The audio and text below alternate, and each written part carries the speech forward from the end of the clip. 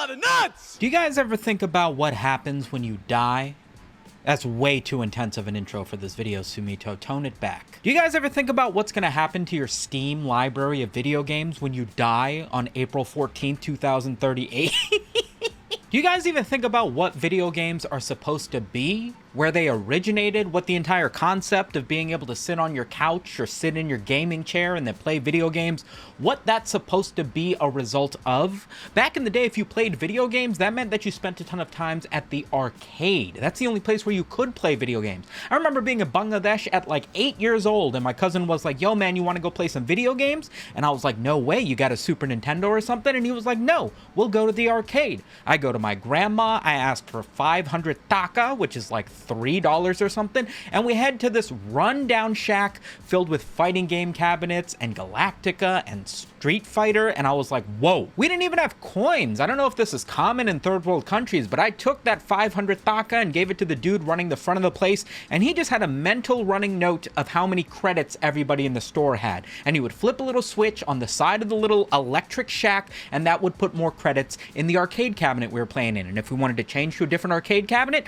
we'd raise our hand and be like, yo man, we want to play this one. And he'd go click, click, click, click, click, and we'd have 10 more credits to play with. And when we ran out of money, we just kept going back to him and going, come on man, give me some more credits, I want to keep playing. Games used to cost you money just in an effort for you to be able to play them, and as a result, most video game cabinets were absolute bullshit in an effort to keep sucking more quarters out of you, like some sort of sexual woman of the night, except she specifically only wants quarters rather than your man jizz. Come up with an even stupider comparison, Sumito. Everybody can relate to that hypothetical. My point is, when they started to make home entertainment consoles, the Ataris, the Sega Genesises, the Super Nintendos, the entire concept was that now you would be able to play these video games at home. They cost a stupid amount of money to buy those sorts of consoles, and if you compare the graphics and the gameplay to the sort of stuff that you pay $60 for nowadays, it's honestly ridiculous that anybody paid that kind of money. But at the end of the day, it was a good deal because you weren't paying 50 cents every time your character died. Now, you could just suck at fighting games for no reason other than the fact that you suck at fighting games,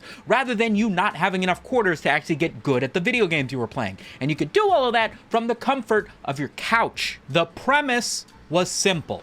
I pay 50 cents to play your video game for between 2 and 10 minutes, depending on how long it takes me to inevitably die while playing Soul Calibur 2 in the arcade, and your machine makes money. Your video game makes money.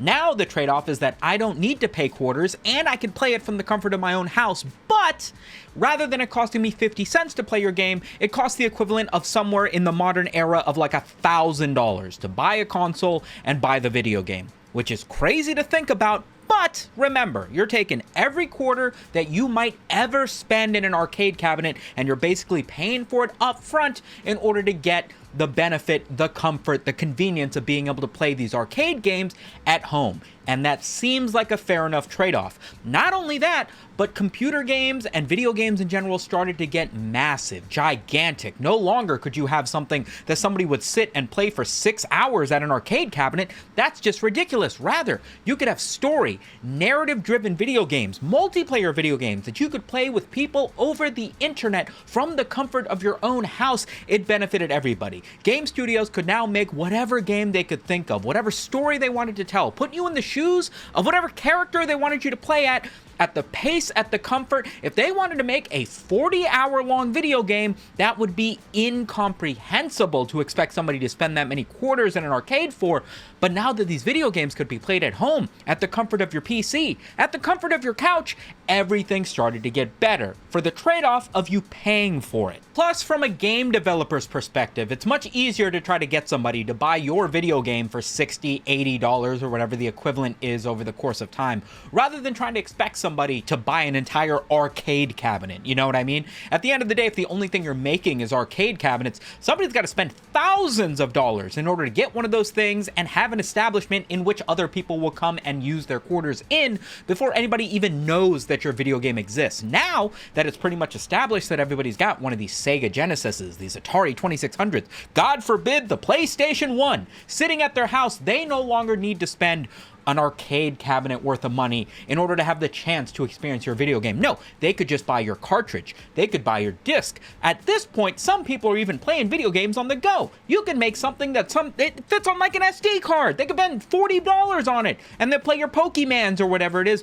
wherever they want to. As a result, gaming was good. But the unwritten rule was exactly this. I pay for the video game, you give me the video game, and then I can play the video game whenever I want to. I can put it into a different console. I can give it to my little brother. I could give it to my older brother. Girls aren't allowed to play video games, so I'm sorry to say, but not your little sister. Older sister, maybe. I don't write the rules here. Enter the era of game developers deciding that you are garbage. Sometime in 2006, the PlayStation 3 launched and evidently was incredibly expensive to make. The thing launched at $600 and according to my research, evidently cost Sony money every time they sold one of these things at $600, which is not necessarily a great marketing move, but remember, Sony makes money on every game that gets sold on its console. So maybe it makes sense to lose some money up front in order to make that money back with the games. This console is probably going to be out for 5-6 years before you come out with the PlayStation 4 to replace it anyway, but it's never really been a replacement, right? The PlayStation 2 could play PlayStation 1 games,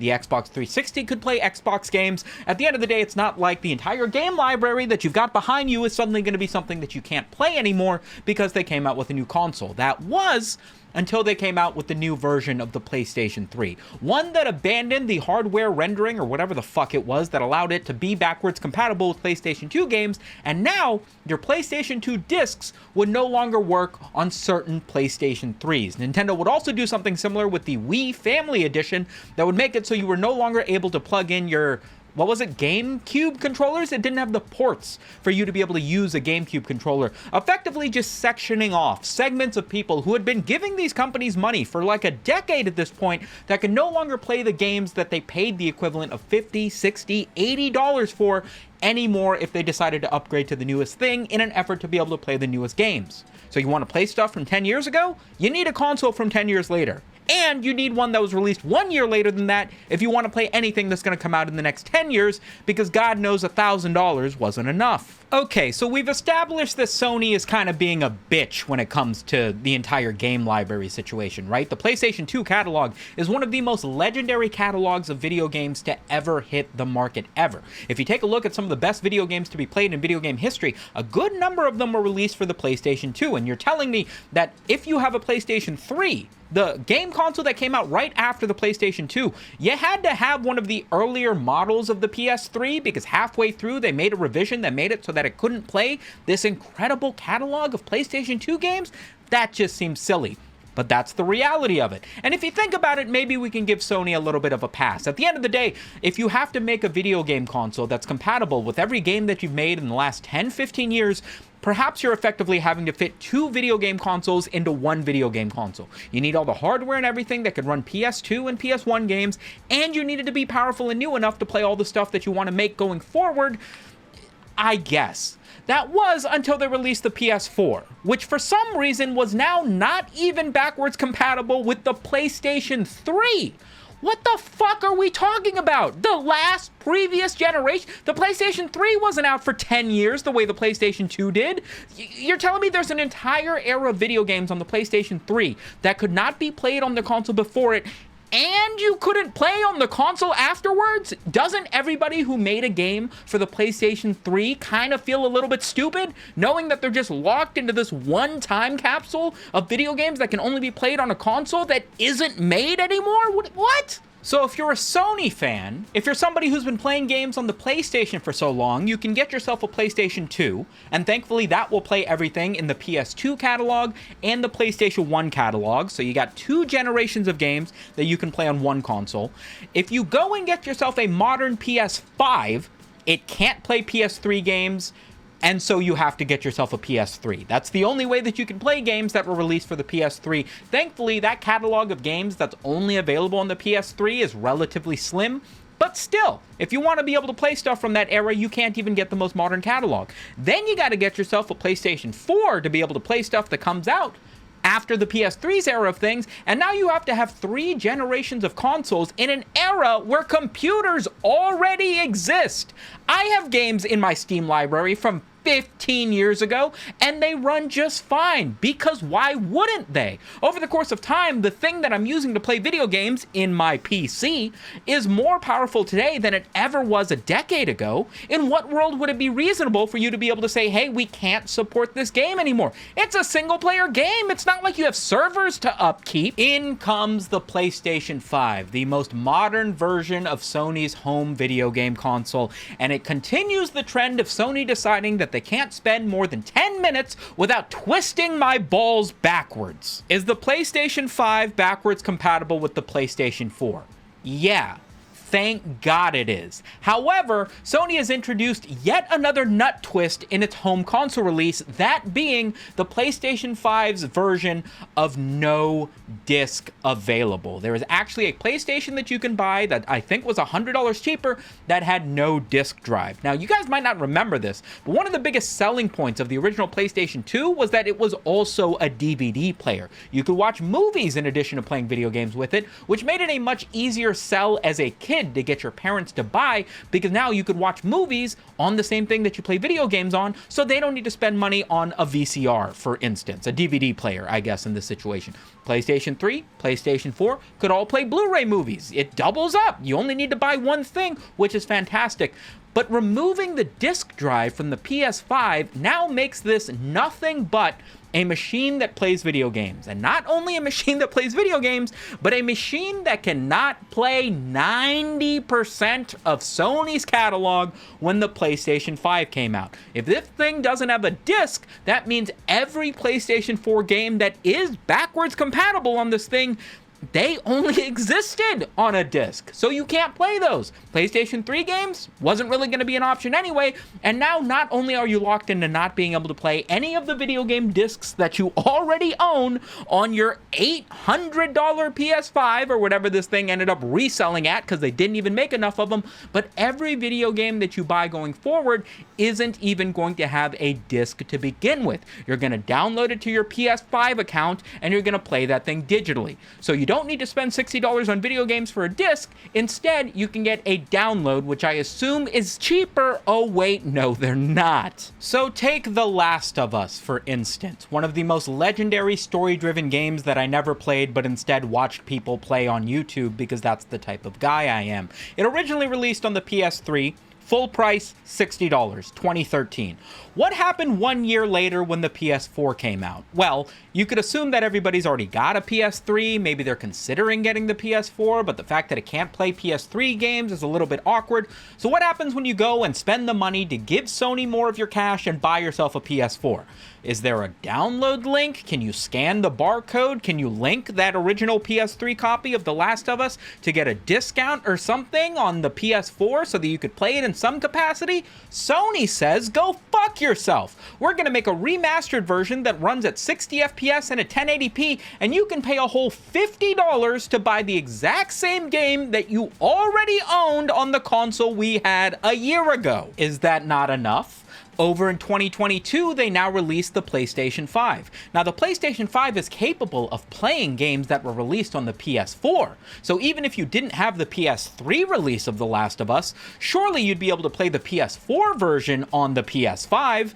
You could, but that didn't stop Sony from deciding to remaster The Last of Us into The Last of Us Part 1, the remake, and launch that at $70 fucking dollars, which means some scrub noob somewhere in, I'm gonna make up a country here, Northern Sudan, has now spent God knows close to $200 just because they made the mistake of giving Sony more money and expecting to be able to play the video games they love on the consoles that they bought. When the PS5 announced that they would have a version of their console that would not have a disc drive and would instead force everybody to make a digital purchase, I think that might have been one of the stupidest times to have been on the internet in the history of the internet. I could not believe some of the comments that people were going out here to try to shill for Sony for. Oh, I can't even remember the last time I bought a physical copy of a disc. Oh, the games that I bought on the PS2 don't even work on my PS3. So why would I care if they have physical releases?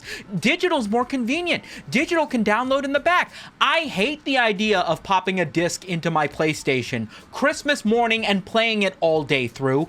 I love the idea of spending 3 hours downloading it from the online shop only to have my internet cut out by my cat and then having to restart my download because I hate myself. 2014, Ubisoft releases a game, The Crew, an online multiplayer game about racing to my knowledge. 2024, 10 years later, Ubisoft decides that they no longer want to update The Crew. They don't want to support the live servers that allow you to play the game online.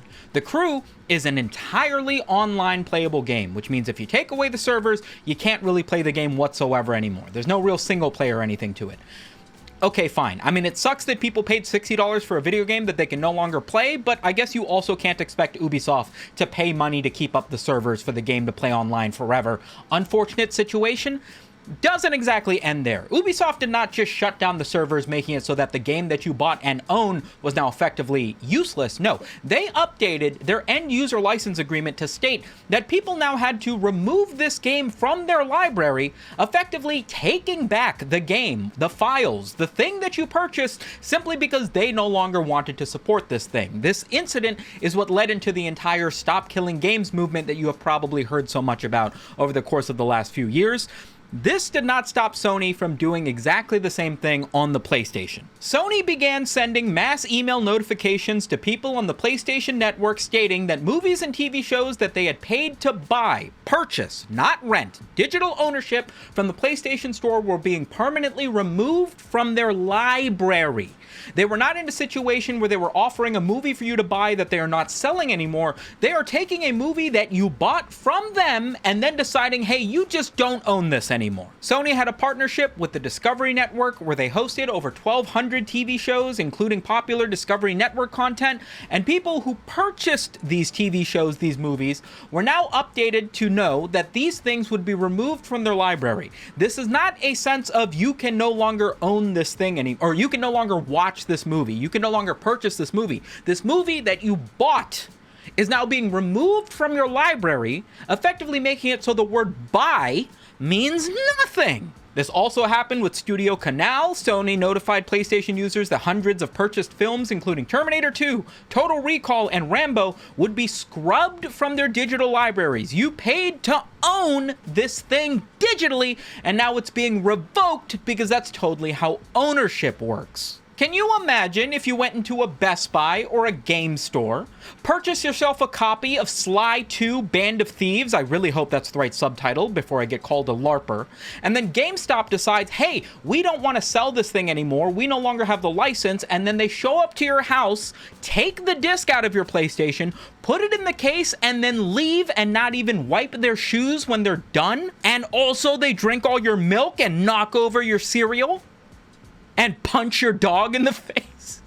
With the announcement of Grand Theft Auto 6 not coming out on a disc, meaning that you cannot own this game physically, even if you go into a store and buy a box of Grand Theft Auto 6, there's not going to be anything in there that actually houses the game. A lot of conversation has reemerged with people talking about why it even matters. I don't even want this thing on a physical disc. What, am I going to lend it to my brother, resell it to somebody? Yeah, man, you could. That's totally an option. The video game ownership price of $60 wasn't really that big of a deal when you consider that at the end of the day, you could go back to a GameStop, turn that game back in if it turned out that it sucked or you were done with it, and get back some credit for the next game you want to buy. The entire used video game market exists so that you can purchase games cheaply, and that was all stripped away from you now that Sony decided that we're going to move into a digital-only landscape where once you pay for something, that money is in the hands of Sony, and the game isn't even in the hands of you. If you decide later that this game sucks, at least you can hold on to it. Maybe one day you'll decide to play Big Rigs Over the Hill Racing 15 years after it came out, unless Sony decides that you just don't own it anymore. What about your Steam library?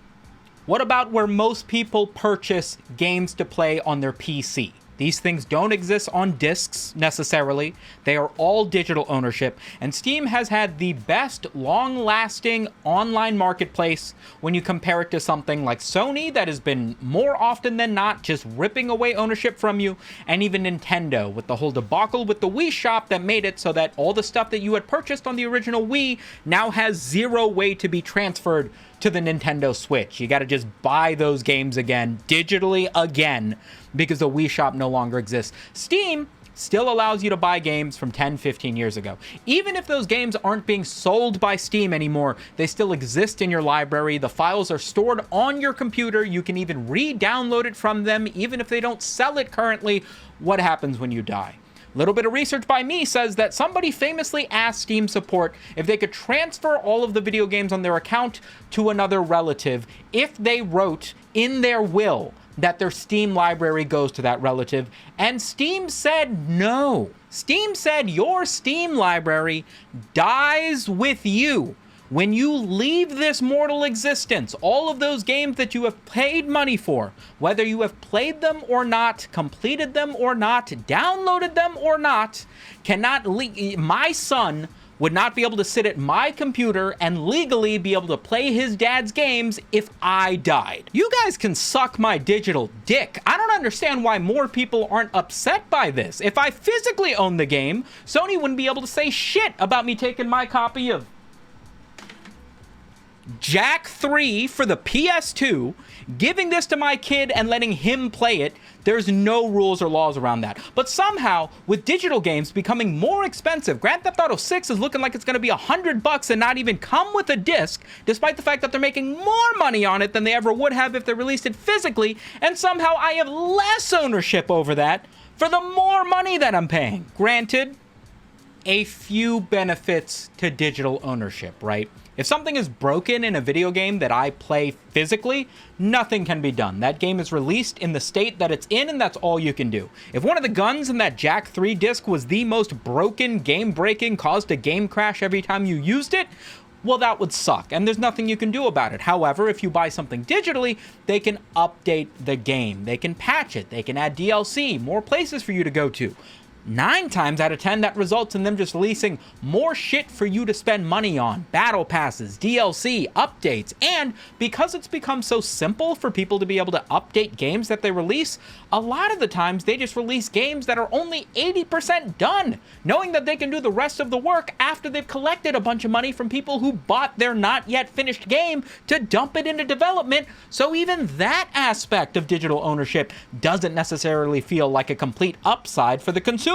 Before you know it, the concept of owning a video game at home and being able to play it whenever you want to is only going to be a figment of your imagination, a relic of the past. One day, there's going to be some sort of large building that houses a ton of some sort of mechanical digital TV screens, and the only way that you can play video games is by taking 500 taka, giving it to a guy who gives you the pleasure, the benefit, the ability to play that game for a limited amount of time tied directly to the amount of money that you spend, and then you can go home with the experience and literally nothing else.